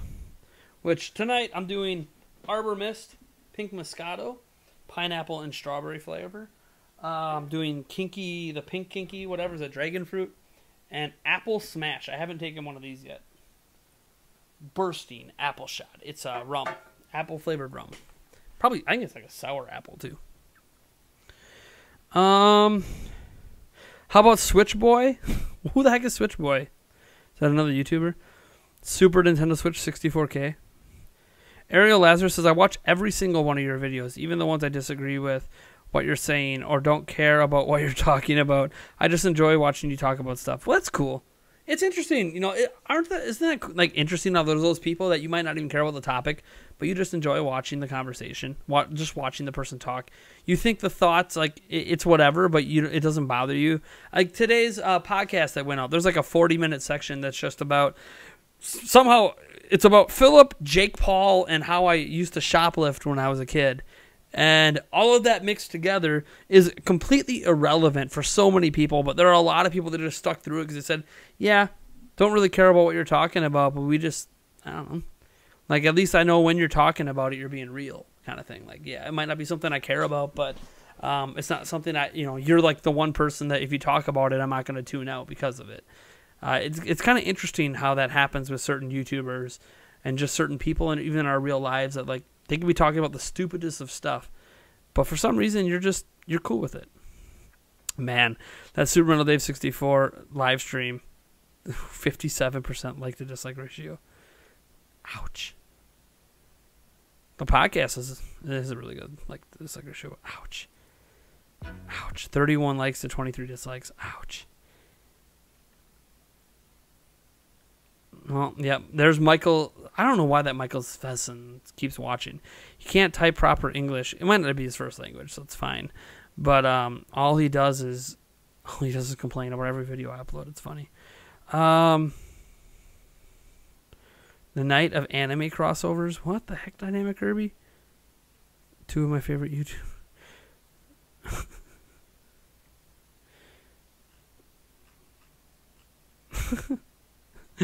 This is all, so Taylor, who's been on our live streams before on that video, said in the comments, "This is so awesome. Two of my favorite YouTubers." Michael Svensson responds, "You have extremely poor taste." Michael Svensson watches every video I upload. He watches literally every video I upload. So if Taylor has poor taste, then what taste does he have when he's watching the same stuff? It's kind of like people who complain about Big Bang Theory, but then they still watch it. I hate Big Bang Theory, but you've seen every episode. You don't really hate Big Bang Theory. You like the idea of hating on Big Bang Theory, but honestly, deep down, you really don't hate Big Bang. And I think that's true of Michael. I think deep down, Michael actually doesn't hate me. He just, he enjoys hating on me. Ergo, he doesn't really hate me because he's getting entertained. And he doesn't even realize he's being entertained. That's the best part. He doesn't even realize that he's enjoying himself. It's interesting. Psychology. Let's see here.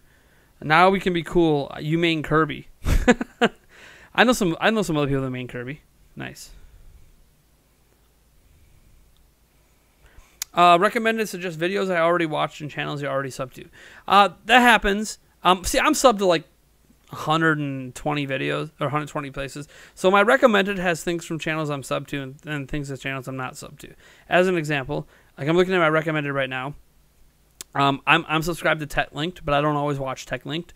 So, but I watched a recent video on the Core i9. So they are suggesting to me a video by Tech Linked that I'm subscribed to on the Core i9. But I also have a suggestion from this user named Luigi for a jazz cover of Zelda, because I watched a jazz cover of Mario like a month ago, and this is like a 5-month-old video, but it's being recommended to me. I'm getting some recommendations from the King of Random and the Action Lab because I watched videos that were kind of sort of related to the topics they're talking about on other channels. Being suggested a video from First Thing First is fine. I'm actually for some reason I have a suggestion for the Ellen Show, and I don't watch the Ellen Show.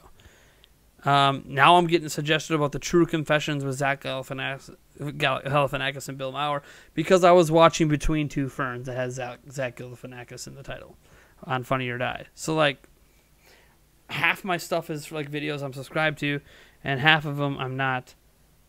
And Boogie 2988 was on Review Tech USA. Nice, good for him. Good for Boogie. Good for Review Tech USA, because Boogie's a lot bigger channel. Good on them. Let me see here. Look at screenshot place for remaster, Switch remaster. The original lighting and colors look better. People have major issues with the new light. No, I hear you. I already addressed that earlier. Thank you so much for your comment, though. I respect your opinion on Dark Souls Remaster. I feel you should play it before you criticize it. I have played it as of today.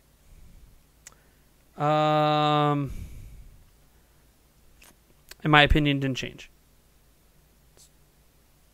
If you want to consider it a remaster, it's a really crappy remaster. If you want to consider it a port, it's a really good port. Granted, the original Dark Souls remastered on PlayStation 4 and Xbox One is also a really crappy port. Just to be fair across the board, even what they did with the remaster on the other versions, still a really crappy remaster. But different conversation. Bump for Silent Hill. Nice. Yeah, Fear. The first Fear was terrifying. Yeah, the first Fear was fine. Was it the next one, the second one? I don't know. One of them, it started going more action-y, kind of. Like Resident Evil 6, and I was kind of like, eh. Not really a horror game anymore.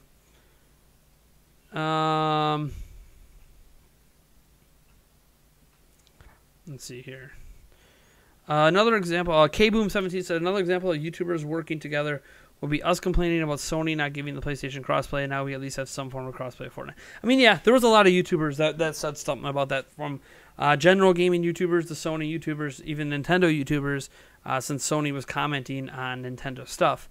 Yeah, like, obviously, everyone kind of agreed that crossplay is good. Shouldn't, like, you'd see some people, you know, some trolls that are like, LOL about crossplay, but in general, everyone views crossplay as a positive thing. In general. Yes, there are some people that legit think it's a bad thing, but I bet Nintendo probably buy Just Dance for Switch on first day. I did buy Just Dance 2017 on Switch on launch. It was a launch. It was there at launch, so I do own that one digitally. Yes, digitally. So I own it forever. But no, I don't own.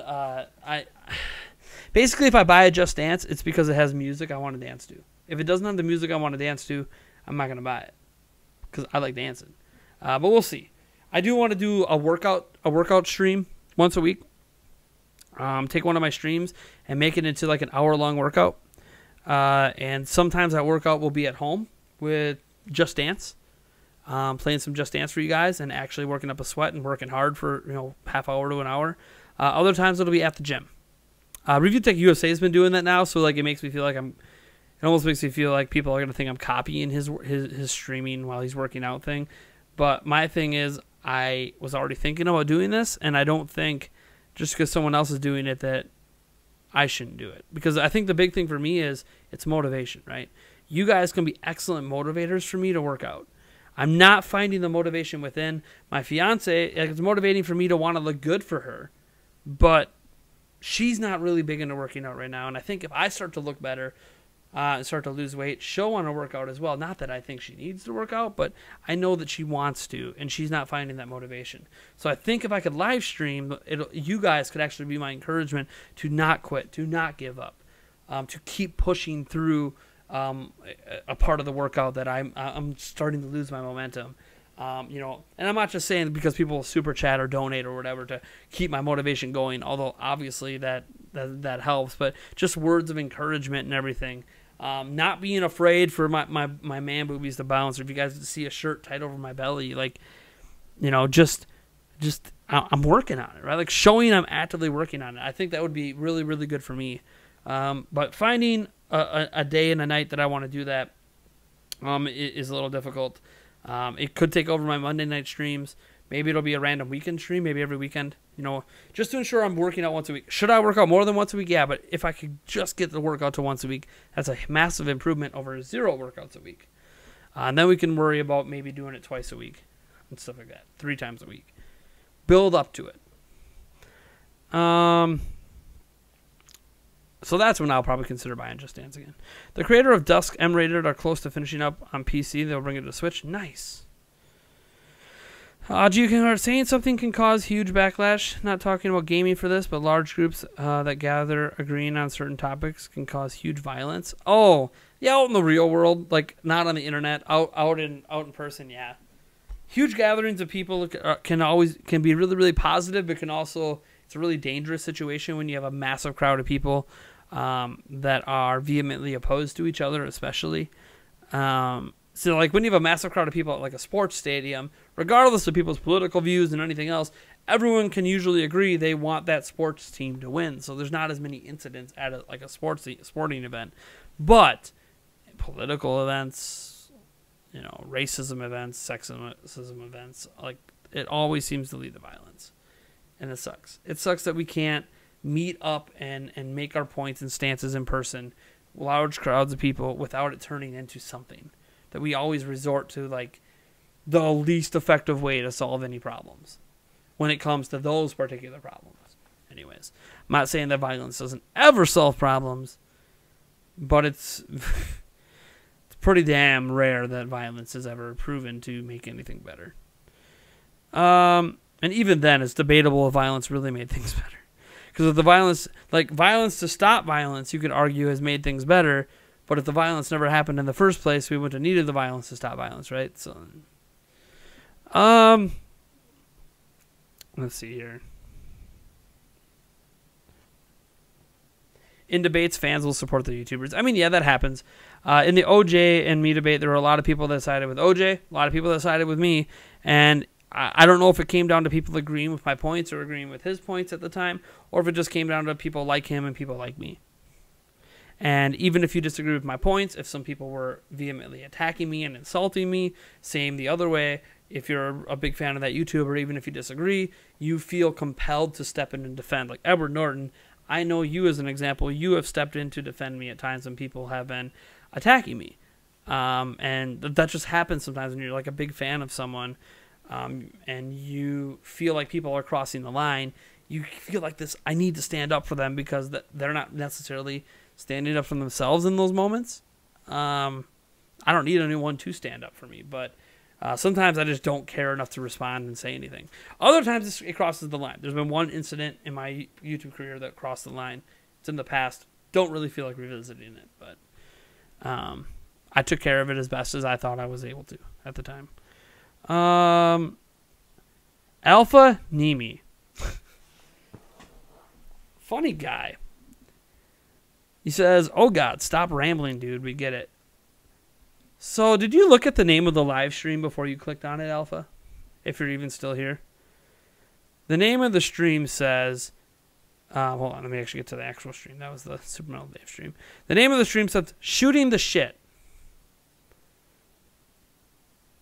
Shooting the shit usually involves just talking.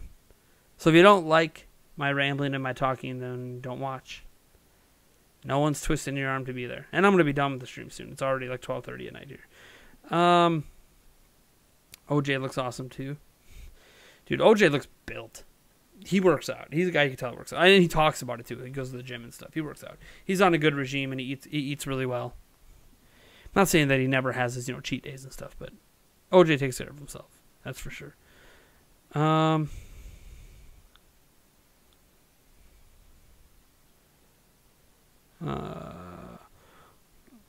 What did you shoplift? I couldn't do it. It was in the latest podcast episode. You can go watch. Basically, I was a senior in high school. I had been working at Kmart for 3 years, and I had a high school sweetheart who I dated all through high school, and our relationship ended for good. Like, we had other little breakups, but this was the big one that ended everything, and I was... I don't want to say depressed because it's an insult to people who are literally clinically depressed, but it felt like I was depressed in that moment. And so I started shoplifting from Kmart at the time where I was working for a thrill. I actually drank the sodas and the beef jerky I stole. I ate and I drank, but all the other stuff I stole just went into the back of my car. I got a thrill. It made me happy for a brief moment to get away with it. That excitement of doing something you're not supposed to do and getting away with it. Eventually got busted, had enough stuff that it was a felony. Long story short, everything got returned that could be returned. I paid a huge fine, and the courts decided to expunge it off my record because I had a squeaky clean record, and they didn't think that my future employment options should be affected by a mistake I made in my late high school years when I didn't have a pattern of making those kind of mistakes. Now, if I had made future mistakes, who knows? Maybe they would have found a way to put it back on my record, but I've pretty much had a squeaky clean record ever since. So it was a nice lesson that I need to find healthier ways, even healthier ways to thrill seek in moments of feeling down than doing something that's against the law. Do you like Lego games? I used to, but now they feel so samey now that it feels like you played a handful, you played them all.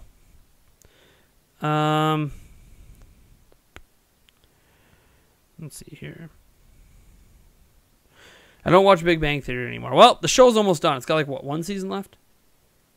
Because the actors didn't want to re-sign. The guy who plays Sheldon didn't want to re-sign, so they're canceling the show after the upcoming seasons, like the last season.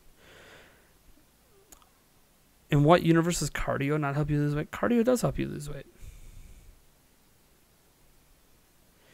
Ricky West, you're actually completely wrong. Cardio helps you burn fat. Strength training builds muscle. Muscle technically weighs more than fat. So when you strength train, you're actually gaining weight, but you're gaining weight in muscle mass versus gaining it in fat. So you'll lose weight fat-wise, but you'll gain weight muscle-wise. So what happens when you do strength training is, yeah, your weight goes down initially, but then it starts to climb back up because your muscles are growing. Cardio basically doesn't really build your muscles up that much, and it's like one of the greatest weight loss things out there. So cardio is huge. The way to do it, if you want to be muscular, and you want to be muscular but you want to be fit, like you want your weight down but you want to have definition, I guess is the best way to look at it. Where I want to have pecs. I want to have maybe not a six pack, but at least if I bend a certain way, you can tell that there's some core muscles down there. What you do then is you do a lot of cardio to lose the weight, and as you start melting the weight off and you get down to where you're looking nice, at least just outwardly, with clothes on and everything, Then you start adding strength training in to try to add definition to your muscles, so you can have that look. I don't know if I'm ever going to add definition back, but I do know that I do want to lose some weight. I don't know if I'm ever going to be back down to high school levels. Like, I had a six-pack. I worked out like a fiend. I had so much cardio, so much weight training, and all that stuff. So much stuff when I was a kid. But I don't think I'll ever get back to that. I don't know if I really care about working hard enough to get back to that, because it was a lot of work. It was like 25 hours a week in the gym. But I would like to get down to under 180. And kind of live in that zone between the 150s and the 180s, just kind of fluctuate in there the rest of my life. That's where I want to be. I'm not anywhere near that right now, so I need to get down to that. That's a weight I'm comfortable in. And if I decide to get fit and trim from that point on, like get some definition, I'll get some definition. But I don't really care if I ever necessarily get back to that. I just want to have more energy. That's kind of the big thing right now. More energy that doesn't require caffeine. And yes, drinking water alone gives you some of that energy back, but being in better shape does as well. Name your Just Dance stream to Just Dance with Nate. Well, sure, I guess that works. Make those gains. Technically,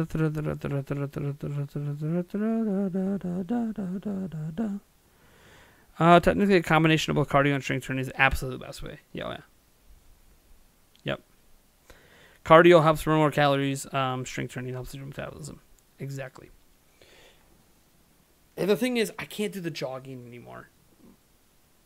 My body just, I can't do it. But I can do elliptical and stuff like that. I can do the stair things. So there's other ways I can get my cardio in that don't involve jogging, which thank God.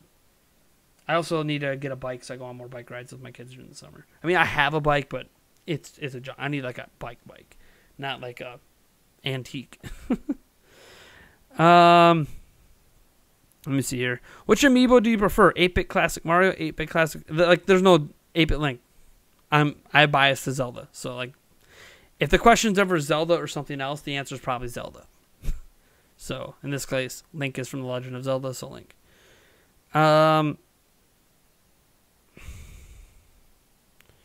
Yeah, it's different if you're dropping weight. Oh yeah.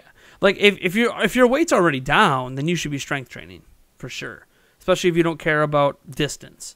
Like if you don't care about being able to walk, 20 miles or going on marathons. Like yeah, cardio is less important once you're already down. But I'm not down. I don't know if you can tell. I'm not exactly down here. How are you liking Starlink? Love it. Love it. You can't imagine what I used to look like? I can show you. I don't have any pictures with my shirt off. So unfortunately, I can't show you that. But I can show you. It's going to look a little blurry. But that's because I don't have a modern image of this. Here, actually, maybe if I go directly to MySpace, it'll look better. Okay. Yeah, this is literally MySpace is what I'm looking at right now. All right, let's. This was at a senior graduation party. Let me show you guys. Boom. That's me. See, even wore glasses back then. That's me in my UW Stout shirt because I was going to UW, or I was about to go to UW Stout at a senior grad party. Drinking Mountain Dew. No alcohol. Didn't drink alcohol back then. That was me.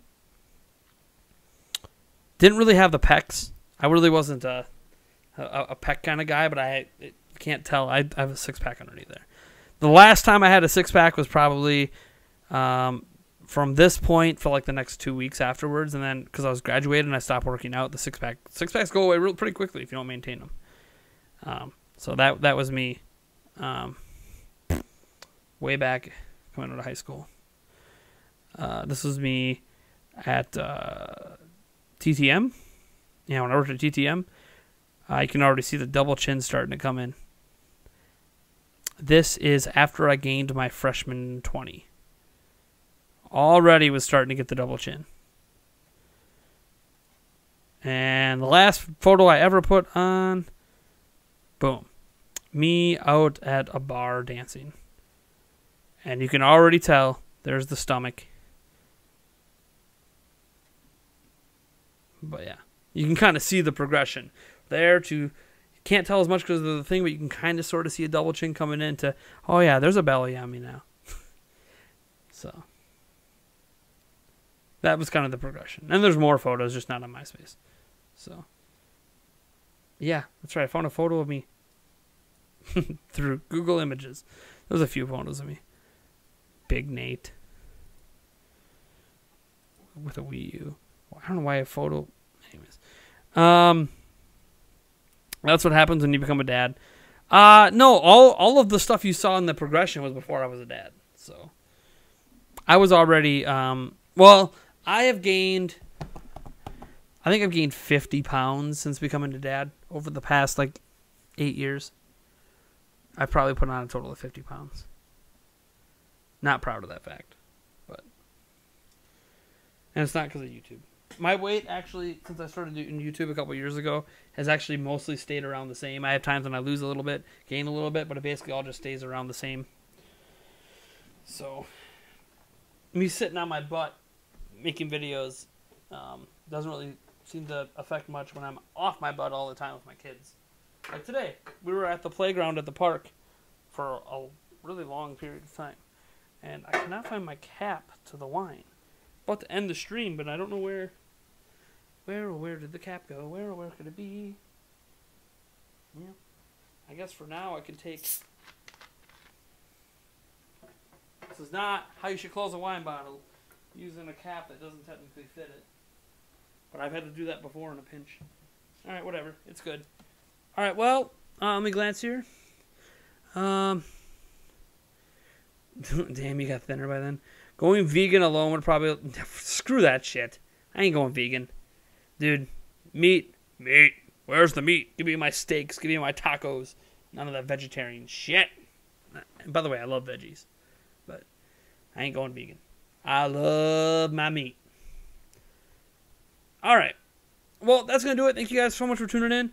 I guess I should get some shout-outs here for all the super chats. Didn't get any donations tonight. $5 from True Dog X. Thank you so much. Edward Norton with 5. Matthew Campos with 2. Rigo Romero with 5. Ace and Sunny Tech Gaming with 2. Thank you so much. I'm going to go to bed, and I'll catch all of you guys in the next live stream Wednesday night. I'm not doing Wednesday day streams anymore because I want to focus on getting Prime News episodes out during the day. So, thank you guys. Peace.